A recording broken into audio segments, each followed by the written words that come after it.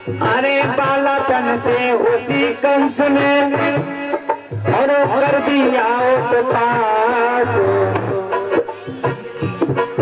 और समझा रहे हैं पिताजी को और समझा रहे हैं राजा जी और समझा रहे बाकी बात।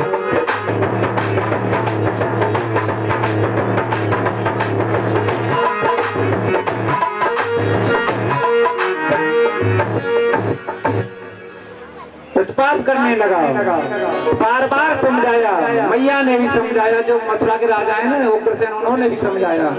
एकदम कहा कंस ने कि अब तो ऐसा लगता है पिताजी तुम पर बुढ़ापा है, अब तुम राज्य के योग्य नहीं हो,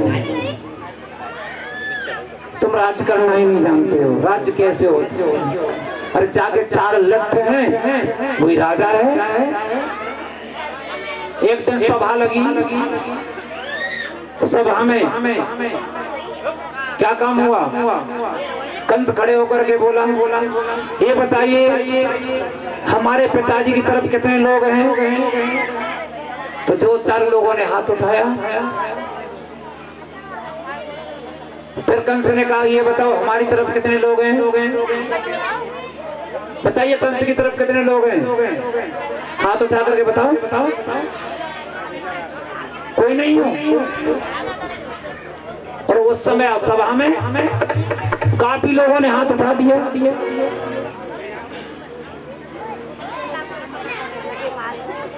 उसी समय कंस ने कहा देख लिया पिताजी ये है समय का चक्र।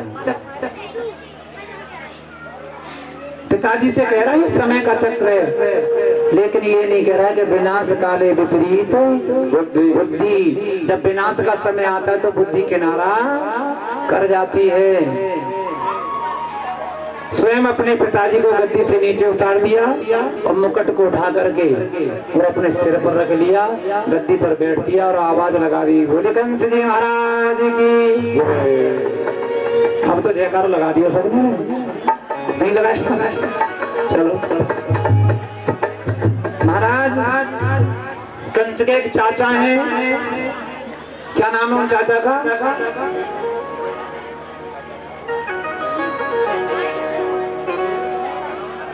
क्या नाम है चाचा का?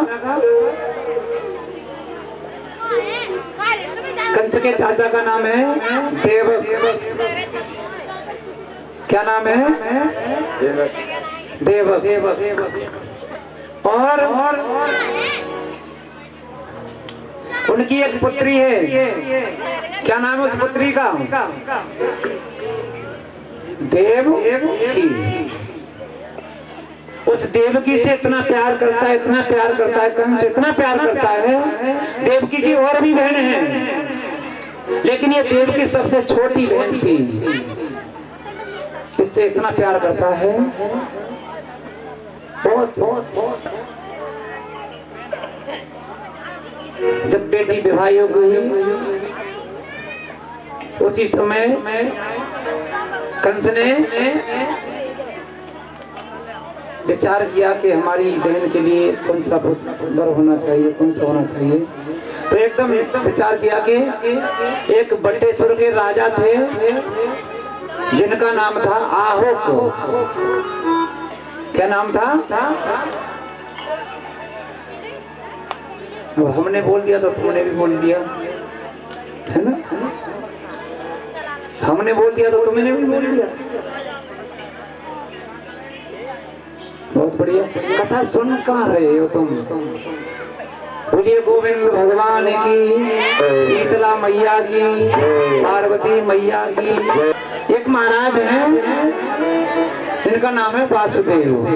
क्या नाम है? वासुदेव। एक पत्र को लिख करके भेजा और कहा कि तुम बारात लेकर के आओ। और बारात को लेकर के वासुदेव जी आए और अच्छी तरह से देवकी की शादी को किया। और जब शादी को किया स्वयं रथ में बैठा करके कंस देवकी को विदा कर रहा था बटेश्वर के लिए, यमुना के किनारे पर।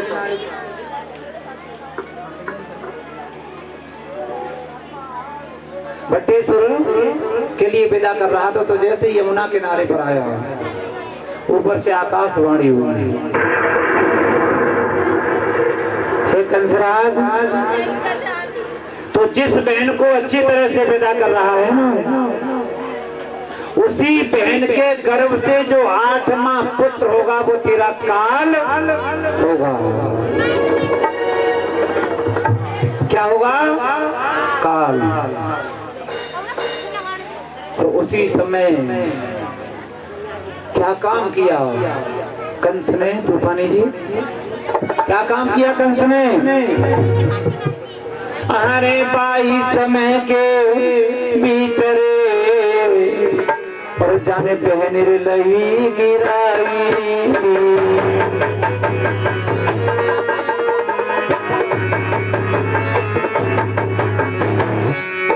और पार पकड़ ले बहना के, अरे पार पकड़ ले बहना के, बोलो समझाई।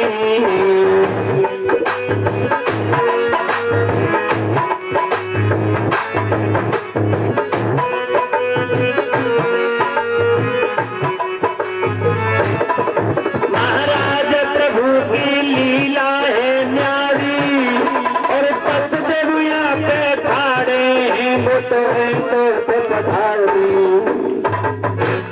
ओ मुरली के बजैया श्याम, अरे जल्दी से आ जाइयो, ओ बंसी के बजैया श्याम, अरे जल्दी से आ जाइयो।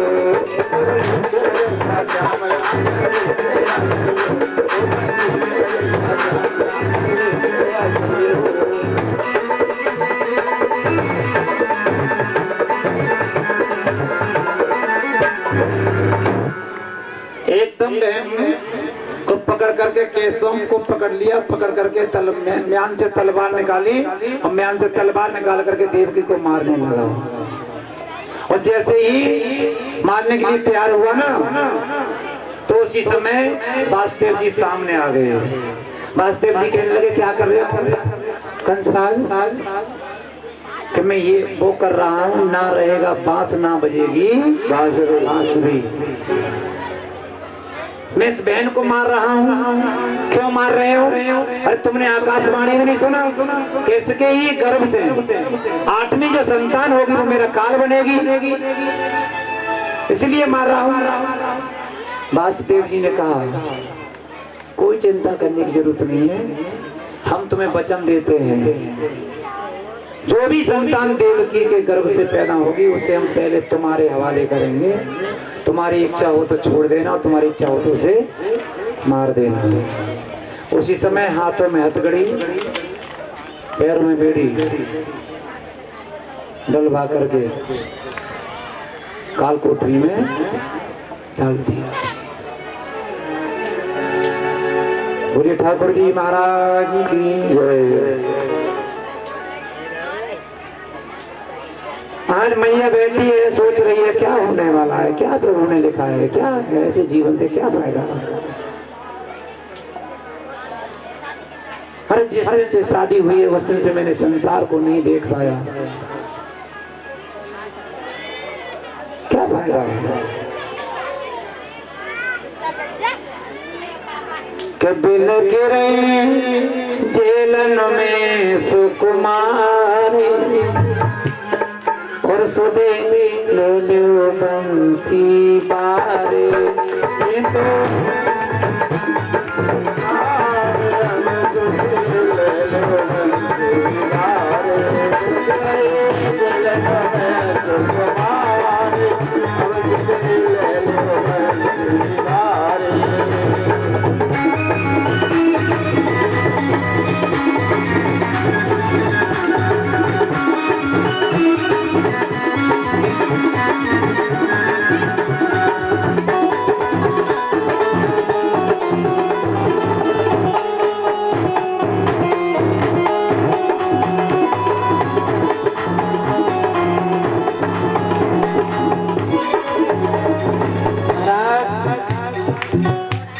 मैया रो रही है, कह रही है हे प्रभु खबर लो मेरी, या तो मुझे मार ही दो और नहीं मार आ रहे तो जल्दी से जल्दी आ जाओ और आकर के मुझे दर्शन दे जाओ।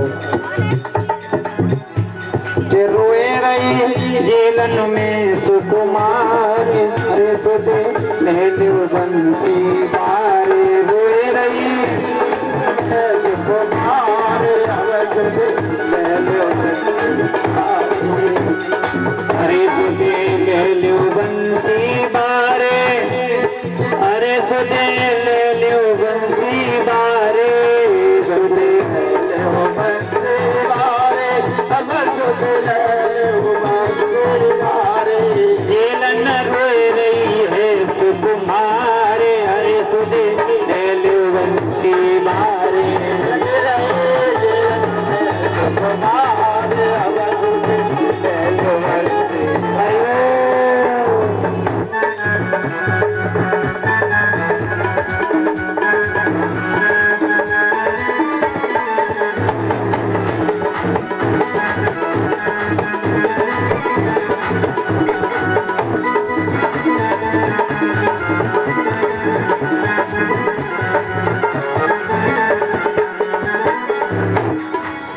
ठाकुर जी महाराज की जय। मैया कहती है क्या फायदा है इस जीवन से, या तो प्रभु मुझे मार दो या जल्दी आकर के मुझे दर्शन दे दो।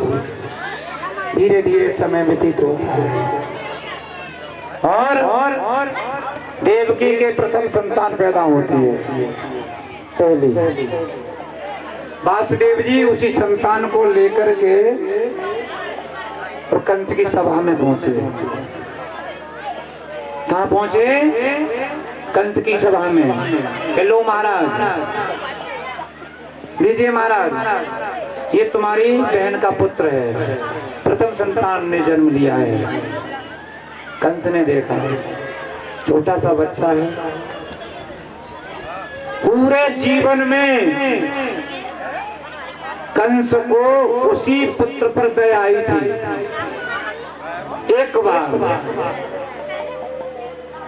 कंस ये विचार करने लगा कि छोटा सा बच्चा है और आकाशवाणी से ये आवाज आई थी कि 8वां पुत्र मेरा काल बनेगा, तो ये तो पहला ही है, तो भाई पहले पुत्र को मारने से क्या फायदा। तो कंस को दया आ गई। क्या आ गई? दया। ले जाओ वासुदेव, ले आज वासुदेव जी लेकर के चले गए और देवकी ने देखा कि मेरे भैया ने बच्चे को नहीं मारा, उन्होंने कुछ किया। देवकी इतनी प्रसन्न हुई, इतनी प्रसन्न हुई, माँ अपने पुत्र को देख करके ऐसी खिल गई जैसे कोई कमल का पुष्प खिल जाता है। लेकिन इधर क्या काम हुआ? नारद जी देवताओं ने सलाह की कि जब तक कंस ऐसे ही दया करता रहेगा, जब तक ठाकुर जी अवतार लेकर के नहीं आएंगे, जन्म लेकर के नहीं आएंगे। नारद जी को भेजा, नारद जी आए। नारायण नारायण नारायण नारायण। आइए आइए महाराज, क्या हुआ? देवकी के कुछ संतान पैदा हुई कि? हाँ महाराज हुई थी, पहली संतान हुई थी। फिर क्या हुआ? फिर क्या किया आपने? कुछ नहीं, उससे वापस हमने कर दिया। क्यों? अरे आकाशवाणी से आवाज ही आई थी कि 8वां पुत्र हमारा काल बनेगा, तो पहली संतान क्यों मारते हम? नारद जी ने क्या काम किया? एक कमल का पुष्प उठाया, उसमें 8 ही पंक्तियां थी और एक पंक्ति से गिनना चालू कर दिया। इस पंक्ति से गिनो, 1 2 3 4 5 6 7 8 पंक्ति गिनवा दी। अब नारद जी ने कहा कि इस 8वीं पंक्ति में से नंबर लगाओ। अब 8वीं पंक्ति से नंबर लगाया, 1 2 3 4 5 6 7 8। नारद जी बोलो क्या हुआ कि ये तो बदल गई। नारद जी बोले बीच में से और गिनो। अब बीच में से फिर गिना तो फिर 8 है भाई, पंक्ति तो 8 ही है। चाहे बीच में से गिन लो, चाहे पीछे से गिन लो, चाहे बाहर ऊपर से गिन लो, चाहे नीचे से गिनो। भाई दिन तो 7 ही, चाहे कथा को 9 दिन कराओ, चाहे तुम 11 दिन कराओ, कितने भी दिन कराओ, लेकिन दिन तो 7 ही। उसी प्रकार कमल की उस पुष्प में पंक्ति तो 8 ही है। एकदम कंस बोला ऋषि देव ये तो बदल जाती है हर समय। नारद जी बोले तुम बहुत बड़े भोले हो। जिस प्रकार इस कमल के पुष्प की हर पंक्ति 8वीं हो सकती है, उस प्रकार देवकी का हर पुत्र 8वां हो सकता है। इतना कह करके नारायण नारायण नारायण चले गए। कंस के मन में विचार आया और कंस वहां से तलवार लेकर के भागा। जेल में पहुंचा और जेल में जाकर के देवकी उसे लाला को गोदी में खिला रही थी। और जब गोद में खिला रही थी मैया, कंस ने ना पूछा ना आज्ञा ली किसी की। देवकी की गोदी में से खींचा और खींच करके एक पत्थर की छलांगों से मार दिया।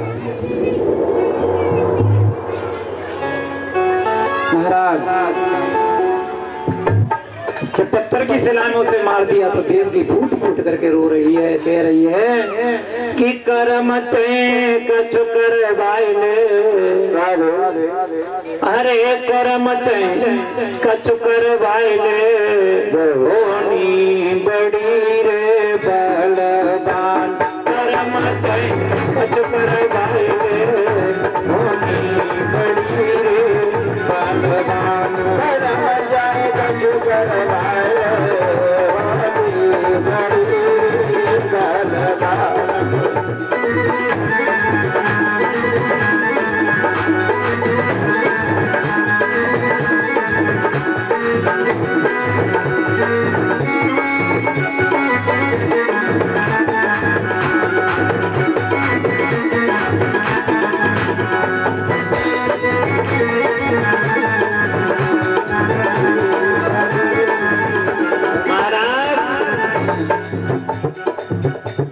एक दिन राजा नल पे टूटी, एक दिन राजा नल पे टूटी, एक दिन राजा नल पे टूटी, एक दिन राजा नल पे टूटी।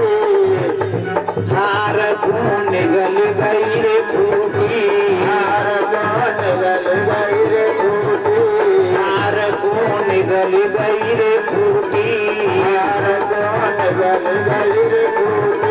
भले जाके तोता उड़ गए, भले जाके तोता उड़ गए, होनी बड़ी रे बलवान। भले जाके तोता उड़ गए, होनी बड़ी रे बलवान।